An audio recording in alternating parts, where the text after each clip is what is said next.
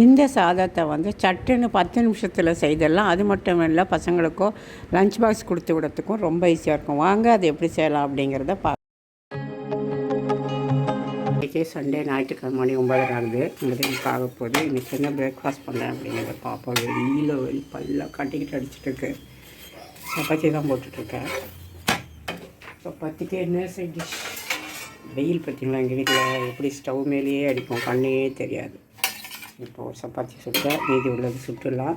அடுத்து என்ன சட்னி பண்ணியிருக்கேன் அப்படிங்கிறத பார்க்கலாம். சூப்பரான தக்காளி கடையெல்லாம் பண்ணியிருக்கேன். ரொம்ப சூப்பராக இருக்கும். கருவேப்பிலாம் தாளித்து கொட்டி வச்சு இந்த வீடியோ போட்டிருக்கவங்களுக்கு வெயில் ஒன்றுமே தெரியலை. தக்காளி கடையால் சட்னி எப்படி வேணால் சொல்லலாம். கருவேப்பிலை வாசனோட செம்மையாக இருக்கும் அது.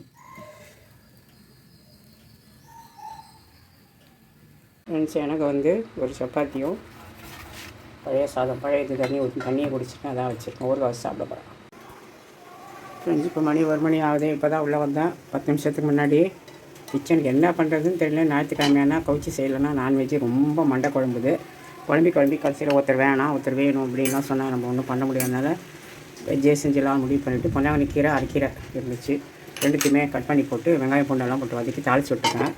காரம்லாம் ஒன்றும் போல் இட்லி மிளகாய் புளியோ காஞ்ச மிளகாய் கிள்ளி போட்டிருக்கேன். அவ்வளோதான். இங்கே வந்துட்டு பச்சரிசி எடுத்துருக்கேன். இந்த சின்ன டம்ளர் தான், ஒரு 50 தான் இருக்கும். 100 கிராம் கூட இருக்காது இது.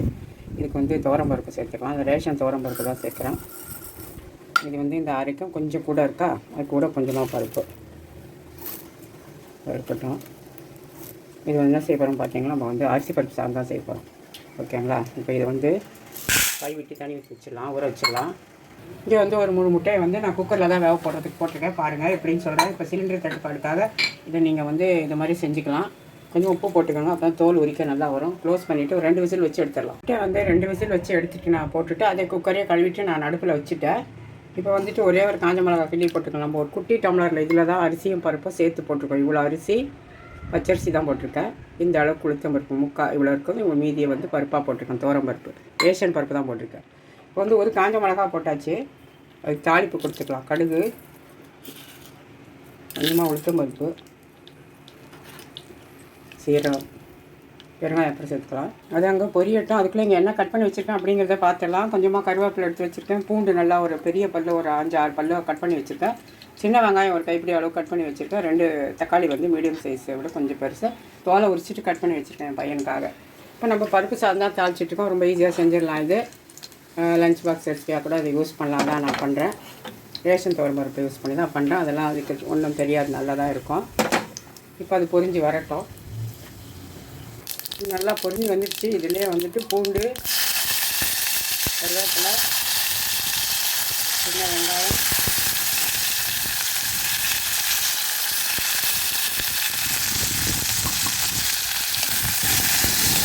காரெல்லாம் என் முகத்தில் அடிக்குது.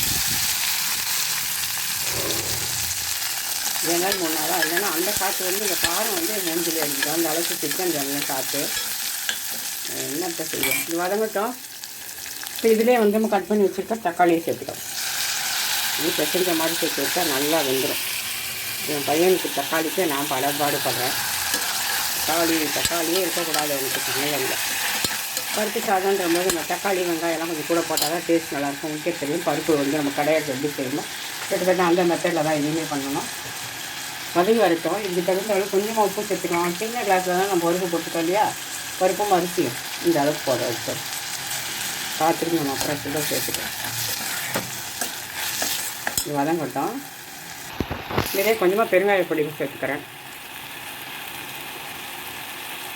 போதும். ரொம்ப கொஞ்சமாக செய்யும்போது தான் நம்ம பார்த்து செய்யணும். அதிகமாக செய்யும்போது கூட அப்படி அள்ளி போட்டுடலாம். ஒன்றும் வந்து அந்த அளவுக்கு பெருசாக பாதிப்பை ஏற்படுத்தாது. ஆனால் கம்மியாக செய்யும்போது ரொம்ப கேர்ஃபுல்லாக இல்லைன்னா வாயில் வைக்க முடியாதும். அந்த மாதிரி தான் நான் சிக்கிக்கிட்டு இருக்கேங்க. இதெல்லாம் வதங்கி வரட்டும்.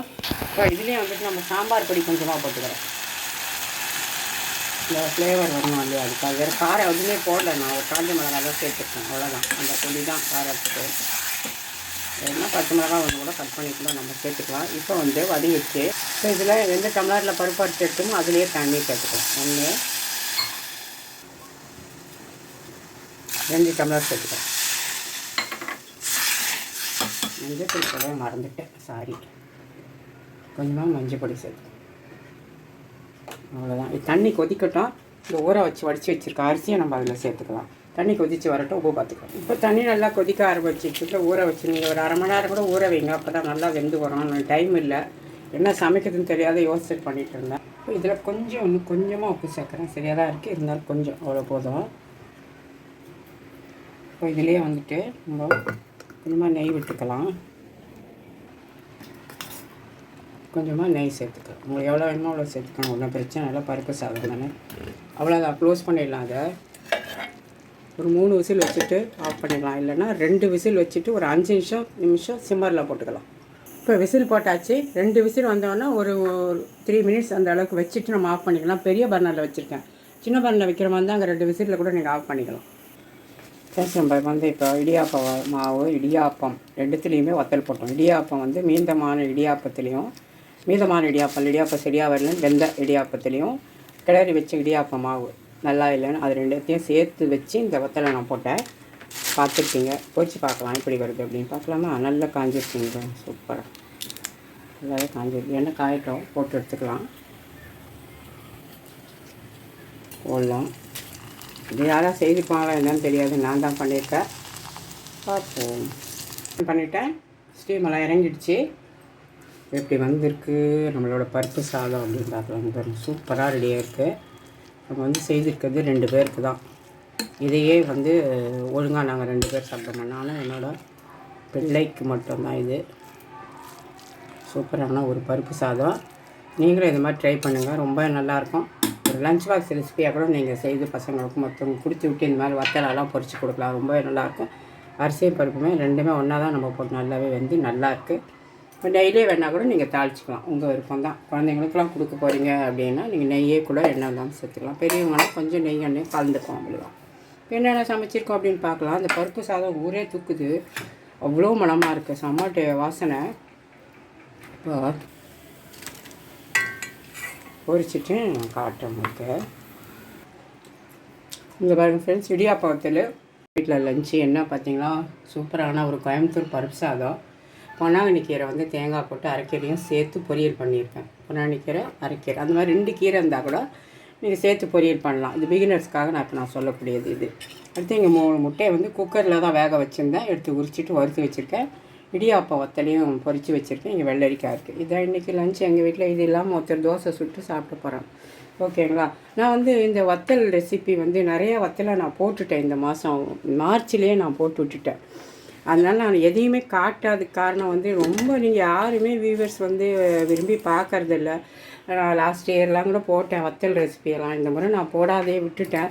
ஆனால் வந்து வீடியோ தான் எடுக்கலை, பட் வத்தல் போட்டேன். விதவிதமாக போட்டு அடுக்கி வச்சுருக்கேன். நான் அது ஒரு நாளைக்கு காமிக்கிறேன்.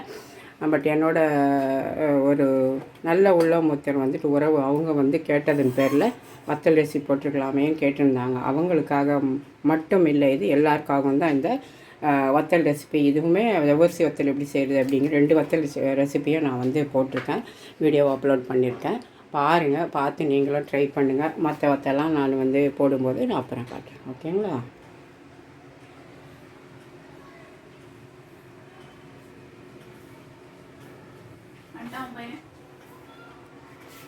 இங்கே வந்து எப்பவும் போல் என் பொண்ணு சாதம் சாப்பிடாமல் ஒரு தோசை, கீரை பொரியல், முட்டை, தக்காளி சட்னி, வத்தல் வச்சு